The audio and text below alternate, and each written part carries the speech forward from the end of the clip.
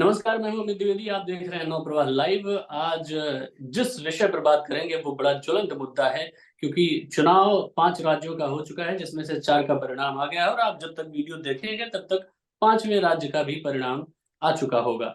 मेरे साथ पंकज आठवले जी हैं, वरिष्ठ राजनीतिक विश्लेषक हैं। राजनीति की इनको बहुत गहरी जानकारी है। इसके अलावा स्पोर्ट्स के कमेंटेटर हैं, वरिष्ठ कमेंटेटर हैं और काफी सारे इंटरनेशनल मैचेस कर चुके हैं। वर्ल्ड कप में भी इनकी हिस्सेदारी रही है। बहुत गंभीरता से अपनी बात रखते हैं। तो राजनीतिक विषयों पर बात करेंगे आज, और खासकर जो 4 राज्यों का परिणाम आया और उसमें 3 राज्यों में भारतीय जनता पार्टी की जीत हुई, और कुछ 2 राज्य जो थे उन्होंने थोड़ा सा चौंकाया भी। हालांकि तेलंगाना में कांग्रेस की सरकार आई, लेकिन भारतीय जनता पार्टी के बारे में कहा जा रहा था कि राजस्थान और छत्तीसगढ़ में जीत थोड़ी सी मुश्किल है। तो क्या राजनीतिक दांव पेच हुए, किस तरीके से चीजें एकदम से पलट गई, आज इस विषय पर बात करेंगे। पंकज जी, बहुत बहुत धन्यवाद, आपने समय निकाला। क्या लगता है आपको कि क्या चमत्कार हो गया? अमित जी, सबसे पहले आपको धन्यवाद और नवप्रभा को बहुत बहुत बधाइयाँ। बहुत अच्छी तरीके से आप जो सामाजिक राजनीतिक बातें हैं कवर करते हैं। ये जो विषय आपने छेड़ा है बड़ा इंटरेस्टिंग है। और अगर हम आम जनता के दृष्टिकोण से इसको देखें, क्योंकि क्या होता है कि जो राजनीति है वो नेता और जो एनालिसिस करने वाले होते हैं ये लगातार इसके बारे में काफी विवेचन करते रहते हैं। लेकिन हम ये हम्म। कोशिश करेंगे कि जनता ने एक्चुअली क्या किया। क्योंकि अमित जी, आप देखेंगे कि ये चौंकाने वाली जो बात आ रही है ये इस वजह से आ रही है, इसका संदर्भ है कुछ दिनों पहले आए एग्जिट पोल के विषय के हिसाब से ये चौंकाने वाले निर्णय थे। लेकिन मैं कुछ पिछले 6-7 महीनों से काफी घूम रहा था मेरे काम के सिलसिले में और कमेंट्री के सिलसिले में। तो देखिए, मध्य प्रदेश में कुछ दिनों पहले मैं था, तो वहां पर जब बात मैं कर रहा था आम जनता से जानने के लिए कि भाई क्या है, क्योंकि देखिए एग्जिट पोल में आप कोई एक सूचीबद्ध तरीके से आप उत्तर लेते हैं लोगों से और फिर आपका एनालिसिस देते हैं। लेकिन हम्म। लोगों से जब मैं बात कर रहा था तब ऐसा लोगों का ये कहना था कि मामा जी का आना मुश्किल है मध्य प्रदेश में। आप हम्म। समझिए ये बात। तो ड्राइवर्स हैं, दुकानदार है, लोग हैं, शादी ब्याह में मिलते हैं, आम जनता मिलती है। तो हाँ, हाँ। मैंने पूछा कि क्यों, क्या हो गया, ये तो मतलब सब सही चल रहा है, मामा जी ने इतना काम किया, ये किया वो किया है। तो दो चीजें उभर कर आई। आम जनता मतलब जनरल पब्लिक का ये कहना था कि ये हमें काफी सारे चीजें दे रहे हैं फ्री में, ये है इस हम्म। योजना से उस योजना से। लेकिन अब देखिए, ड्राइवर जो होते हैं वो बड़े इंटेलिजेंट होते हैं, बड़े इंटरेस्टिंग होते हैं। इनका ये कहना था कि हम्म। इतना अगर आप हमें फ्री दे देंगे तो शॉर्ट टर्म में तो ठीक है, लेकिन लॉन्ग टर्म में हमारे राज्य पर ही कर्जा बढ़ जाएगा, फिर बाद में ये हमसे ही टैक्स वसूलेंगे। तो देखिए, जनता जो है हम्म। आज बहुत अलग अंदाज में सोचने लगी है। हालांकि इन आंकड़ों से अब ये पता चल रहा है कि जनता भी बातें कुछ और करती है, हाँ। लेकिन मन में जब वोट देने वाली बात होती है तो कुछ और करती है। मतलब अभी जो आउटपुट निकल रहा है वो थोड़ा सा मुश्किल कहा जा सकता है। हाँ, मतलब जैसे सर्वे कार्य की रिपोर्ट होती है, और जब हम एग्जिट पोल वाले जिस तरीके से अपना सर्वे करते हैं, उनकी जो सर्वे करने का तरीका है, मतलब आम आदमी जो है अपनी असली बात नहीं बता रहा है। इसका कहने का मतलब आपका यही हुआ? ये बिल्कुल सही कही बात अमित, और ये इस वजह से है क्योंकि जो आम व्यक्ति है उसको समझ में आ गया है कि इतने सालों से कौन किसको उल्लू बना रहा था या फिर कोई इस्तेमाल कर रहा था। देखिए, थोड़ा सा इस पे परिप्रेक्ष्य में देखें, आप सामाजिक बदलाव देखिए किस तरीके से होता आया है। उस वजह से आप पॉलिटिकल भी थोड़ा सा उसका एक आईना हम देख सकते हैं, परछाई देख सकते हैं कि अगर हम 80-90 के आसपास की बात करें, हम जब बड़े हो रहे थे, तब एक समाजवाद की बात थी, सोशलिस्ट थॉट प्रोसेस था, जिसमें देश में बहुत ज्यादा पैसा भी नहीं था, आम जनता के पास उतना कमाई के साधन भी नहीं थे, और एक मन में ऐसा एक विचार था कि पैसे कमाना पाप है, हमें ज्यादा पैसे नहीं कमाने चाहिए, इसलिए कम ही पैसे कमाओ और दाल रोटी खाओ, प्रभु के गुण गाओ। ये फिल्मों में भी नैरेटिव ये बिल्डअप किया गया था।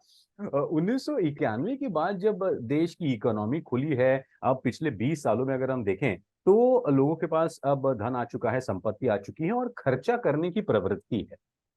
और अगर आप देखें तो हो ऐसा रहा है कि अगर उन 2000 के पहले के हम पीढ़ियों को देखें तो वो इस चक्कर में थे कि यार कि हमारा गुजारा हो जाए, हमारी कुछ बात बन जाए, हमारे जो पिताजी या फिर उनके पिताजी थे।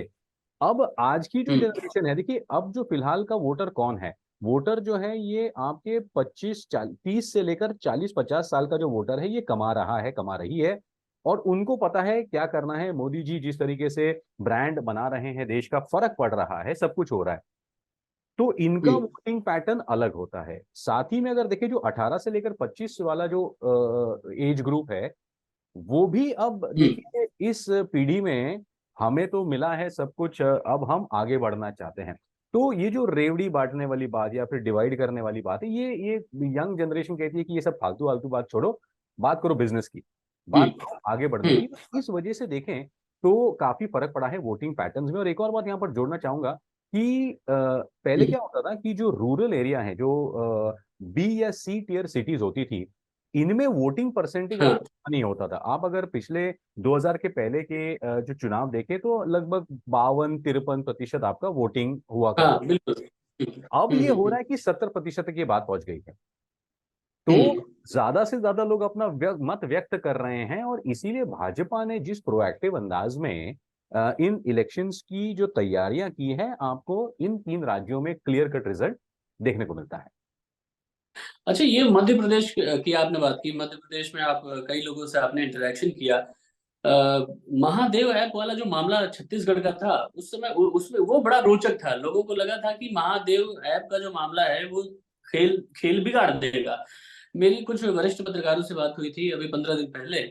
तो मैंने उनसे पूछा, सारे मसलों पर बात किया मैंने कि छत्तीसगढ़ में महादेव ऐप का क्या असर है, आपको क्या लगता है कि जो वहां पर काम किया है भूपेश बघेल ने, वो कितना इसमें कारगर साबित होगा। तो सारे लोग जो जिन लोगों से मैंने बात की थी, लगभग आप मान के चलिए कि किसी को 30 साल का अनुभव था राजनीतिक, इसमें पॉलिटिकल जो फील्ड में रिपोर्टिंग करते हुए।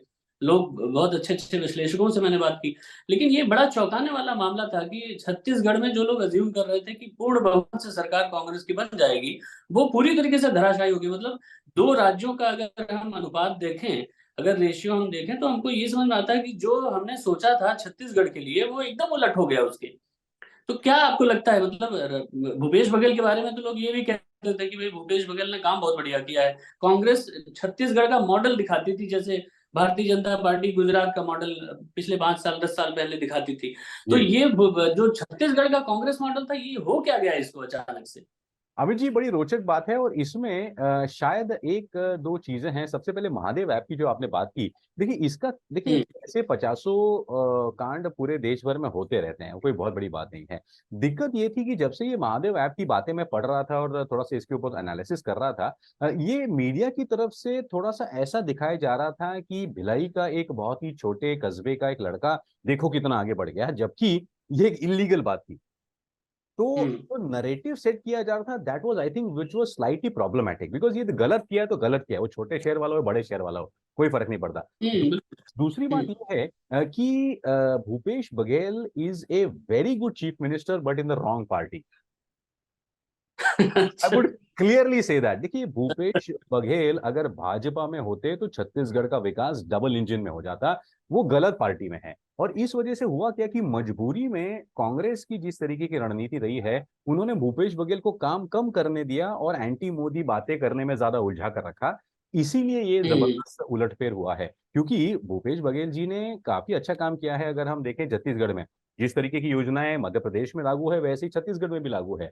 हाल ही में मैं हाँ। एक दो महीने पहले वहां पर छत्तीसगढ़ ओलंपियाड उन्होंने कराया था, जहां पर लगातार 2-3 महीनों तक उन्होंने खेल कूद की बहुत जबरदस्त प्रतियोगिताएं और ये सब किया था। तो जनाधार है, लेकिन हम्म। आपने उनको काम करने की जगह, देखिए कैसा होता है, आप असम में देखिए, असम में अगर आप देखें तो यहाँ पर भाजपा ने क्या किया कि जो हिमांता बिस्व शर्मा जी है, इनको फ्री हैंड दिया कि आप बिंदास काम करो और आप प्रोजेक्ट करो अपने आप को, है ना। हम्म। कांग्रेस हम्म। ये भूपेश बघेल को नहीं करने देती। दिक्कत यहां पर ओके। आती है, पब्लिक परसेप्शन बढ़ता जाता है कि फिर क्या होता है कि यार भूपेश बघेल ने काम तो अच्छा किया है, लेकिन सामने कौन है हमारे साथ बात करने के लिए, मोदी जी।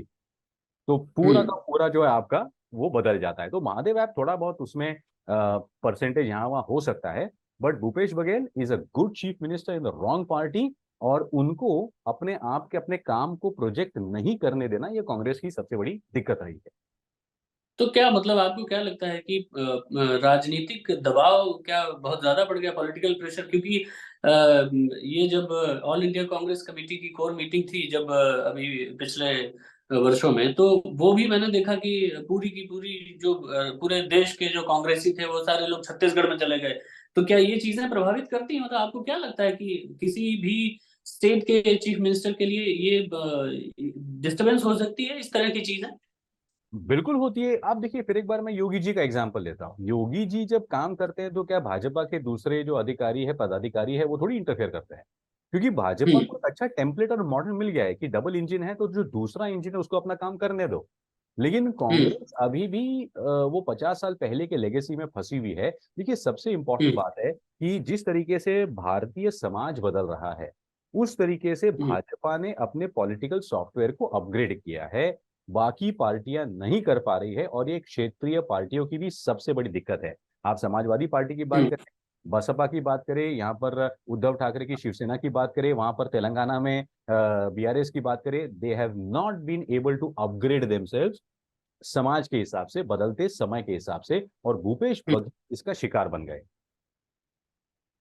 ओके, तो मतलब भूपेश बघेल के यहाँ खेला हो गया पूरी तरीके से, है पॉलिटिकल हाँ, खेला। उन्हीं के घर के लोगों ने खेला कर। तो ये आपको क्या लगता है कि नक्सलवाद जो एक बड़ा मामला रहता है छत्तीसगढ़ झारखंड जैसे इलाकों में, छत्तीसगढ़ में जो नक्सली मामले हैं, ये कितने जिम्मेदार हैं भूपेश बघेल की हार में? मुझे ज्यादा नहीं लगता। देखिए, नक्सलवाद का अगर आप, हमारे सारे जो व्यूअर्स और लिसनर्स हैं, इनको थोड़ा समझना हम्म। पड़ेगा कि नक्सलवाद का ये प्रॉब्लम किस तरीके से पैदा किया गया है। और ये मैं हम्म। काफी चीजें पढ़ने के बाद बोल रहा हूँ, आप मुझे शायद एक्सपर्ट ना समझे, लेकिन मैं ये 2006 से देख रहा हूँ। ये नक्सलवाद की जो दिक्कत है ना, ये 101% जो बाहरी ताकतें हैं वो बिल्कुल पैदा की गई है, पैसा भेज भेज के और गड़बड़ करा के। हम्म। तो बड़ा ही कॉम्प्लिकेटेड हम्म। सिचुएशन है। और आप देखेंगे पिछले 10 साल में नक्सलवाद की दिक्कतें कम हुई हैं, क्योंकि देखो, आपको अगर हम्म। काम धंधा मिल जाएगा तो ये फालतू आइटम आप क्यों करोगे? और बिल्कुल। आपने कोशिश की, और देखिए नक्सलवाद की पोजीशनिंग आप देखें जियोपॉलिटिकली, तो आप देखेंगे कि वो एक हम्म। राज्य में नहीं है। उन्होंने क्या कर दिया, एक नक्सलवाद के कैंसर को डालकर आपने छत्तीसगढ़, मध्य प्रदेश, महाराष्ट्र, आंध्र प्रदेश, उड़ीसा, और हम्म। कुछ हद तक बिहार को, झारखंड को, इसको फंसा दिया। मतलब एक ही हम्म। प्रॉब्लम से आपने 5-6 राज्यों को गड़बड़ा दिया है। ठीक है। डिस्टर्ब अब कर दिया। हाँ, तो इस वजह से क्या हो रहा था, उन पांचों राज्यों के डेवलपमेंट में और पॉलिटिकल स्टेबिलिटी में दिक्कत हो रही थी। अब जो हम्म। नक्सलवाद की दिक्कत है उसमें उनको जो ये जो गड़बड़ करने वाले लोग हैं, उनका फंडिंग कम हो गया है। मोदी सरकार ने जिस हम्म। तरीके से ये जो एनजीओ के मार्फत चीजें होती थी, एफसीआरएस के मार्फत चीजें होती थी, यहाँ वहाँ के जो आपके देखो, ये भी है ना कि जो गड़बड़ करने वाले लोग हैं वो आपस में भी तो जुड़ते हैं ना।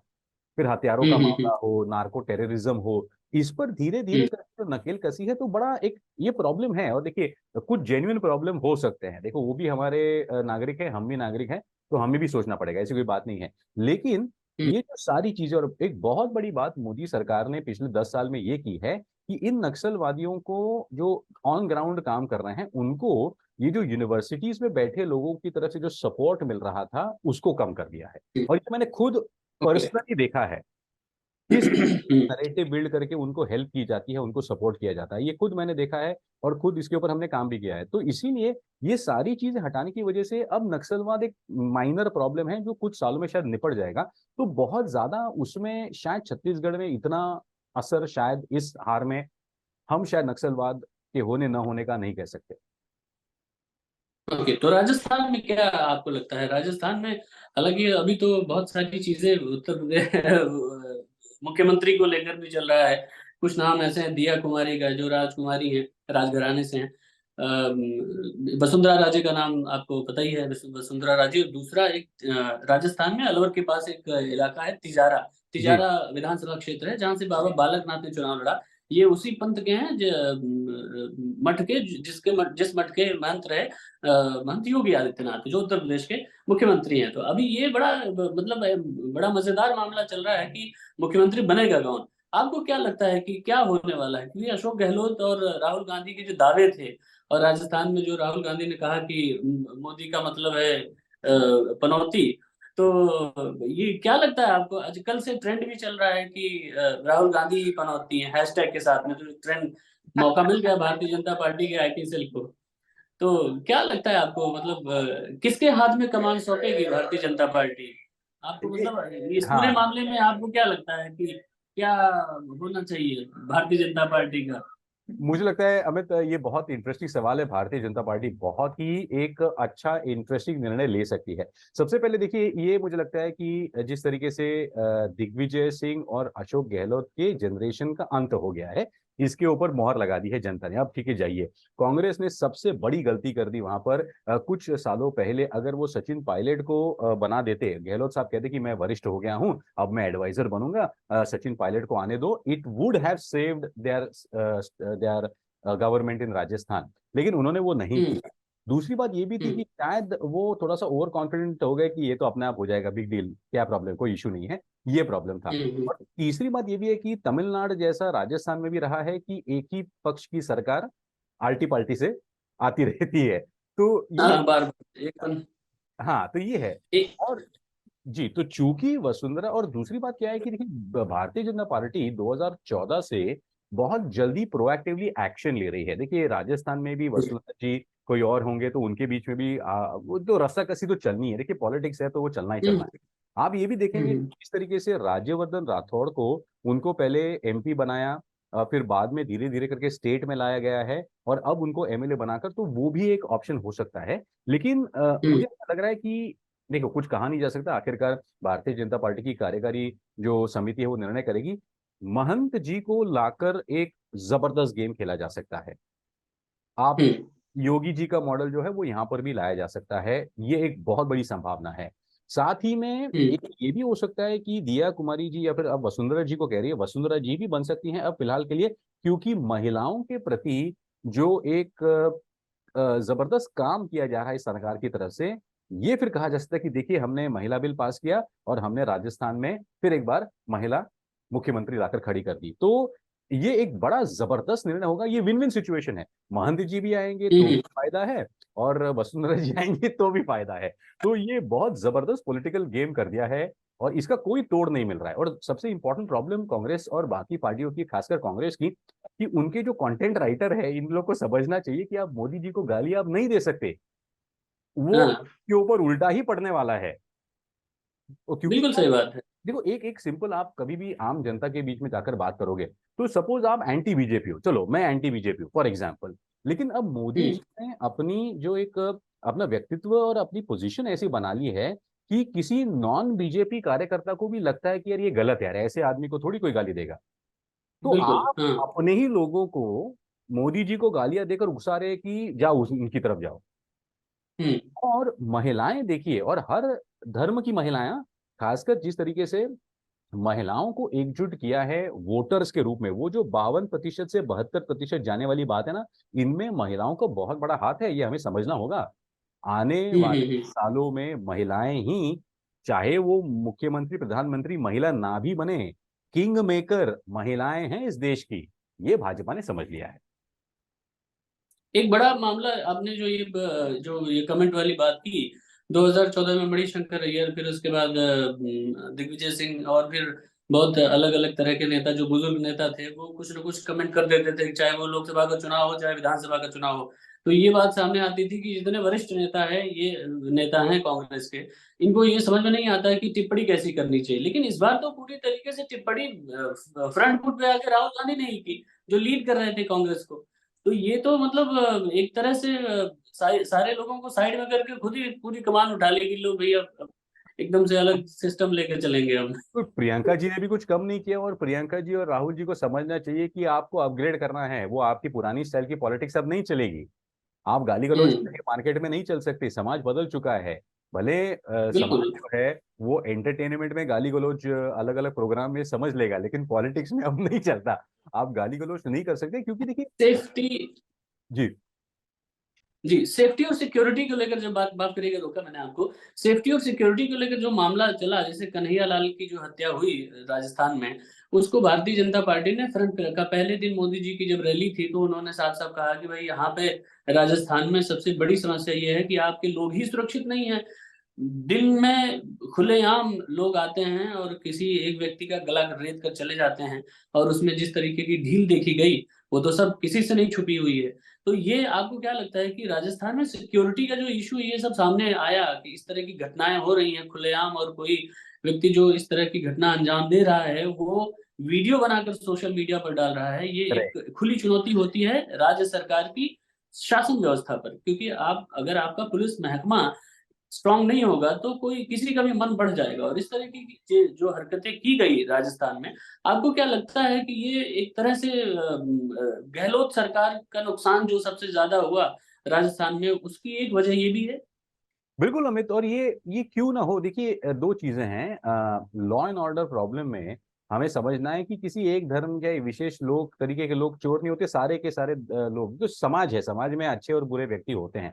लेकिन जिस प्रकार से हम्म। इस घटना को जिस तरीके से, जैसे आपने कहा, सोशल मीडिया के द्वारा ये किया, जो बढ़ाया गया, इसका डेफिनेटली बैकफायर हुआ है। देखिए क्या है ना, लोग भी समझ रहे हैं, वो खुला खुला आके आपको बताएंगे नहीं, मन में बात होती है, और जो मन में चुभन होती है ना, आप उसको बहुत देर तक छुपा नहीं सकते। और जनता समझ हम्म। है कि ये एक बहुत बढ़िया तरीका है कि आप जाइए और सीधा सरकार ही पलट दीजिए, तब जाकर पता चलेगा।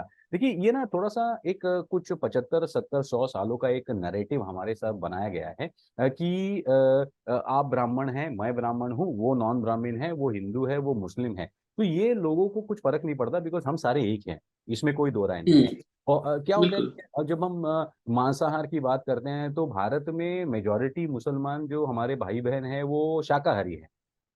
हम्म। ये जो नैरेटिव बना था ना, वो सब चला गया, इसीलिए अब। और दूसरी बात ये भी है कि जो लोग देख रहे हैं इन घटनाओं को, सोशल मीडिया कौन देख रहा है? यंग जनरेशन देख रहा है। ठीक है, यंग हम्म। जनरेशन कह रहा है कि यार बिल्कुल। हमको तो काम चाहिए, हम काम करना चाहते हैं, आगे बढ़ना चाहते हैं, ये क्या फालतू आइटम है।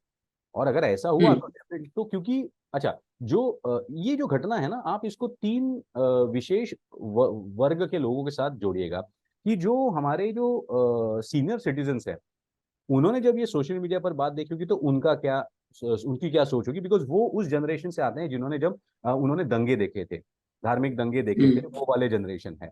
हमारा वाला जनरेशन हम्म। है, हमने उसके बारे में देखा, सोचा था, सुना था, लेकिन अब हम भी मेहनत करके आगे निकल चुके हैं। तो इस घटना को हमारे जैसे लोग सोशल मीडिया पर उसका किस तरीके से रिएक्शन होगा, और जो नई हम्म। जनरेशन है जिन्होंने कभी ऐसे फसाद देखे नहीं है और अब वो नए युग में जी रहे हैं, उनका क्या रिएक्शन होगा। तो पॉलिटिकल पार्टीज ने बहुत अच्छे से, भाजपा ने इसका बड़ा अच्छा फायदा उठाया, और क्यों ना उठाए। हम्म। ये बिल्कुल सही बात। बहुत बड़ी बात रही है, राजस्थान गवर्नमेंट की एक्शन लेना ही चाहिए था। हम्म।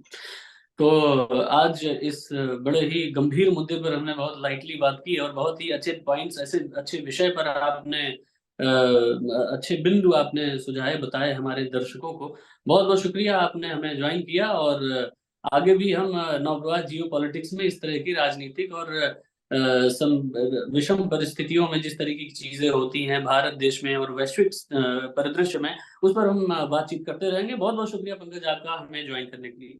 धन्यवाद। तो आप देखते रहिए नव प्रवाह लाइव, और आगे भी पंकज जी के साथ में हम जियो पॉलिटिक्स पर चर्चा करेंगे। देखते रहिए। और हमारे जो भी आप जो दर्शक हैं, आपको मैं बता दूं कि पंकज जी बहुत ही गंभीर तरीके से बात रखते हैं और अच्छे पॉइंट्स रखते हैं। बिना आजकल जो सोशल मीडिया पर और अलग अलग लोग आजकल विश्लेषक बने हुए हैं, तो इससे लोगों के मन में ये हो जाता है कि आज तक कोई भी विश्लेषक बन जाता है, लेकिन गंभीर मुद्दों पर आप अगर आंकड़ों के साथ बात करते हैं तो ऐसे विश्लेषक बहुत कम मिलते हैं। और बहुत शुक्रिया आपका पंकज, आपने हमारे साथ इतना समय बिताया, और मैं चाहूंगा कि आगे भी समय समय पर आप हमारे दर्शकों को अपने इस बेहतरीन जो आपके अलग अलग विषयों पर जानकारी है उसका लाभ देते रहें। बहुत शुक्रिया आपका। अमित जी, आपकी तरफ से मैं ये भी जोड़ना चाहूंगा हमारे सारे व्यूअर्स के लिए कि हमारे चैनल को लाइक करें, इस वीडियो को शेयर करें, इस वीडियो को सारे व्हाट्सएप ग्रुप्स में, और सब्सक्राइब करके नोटिफिकेशन की घंटी दबाना ना भूलें। बहुत बहुत धन्यवाद। तो मेरे हिस्से की बात जो थी वो पंकज जी ने कह दी। बहुत शुक्रिया आपका। देखते रहें नौ प्रवाह लाइव।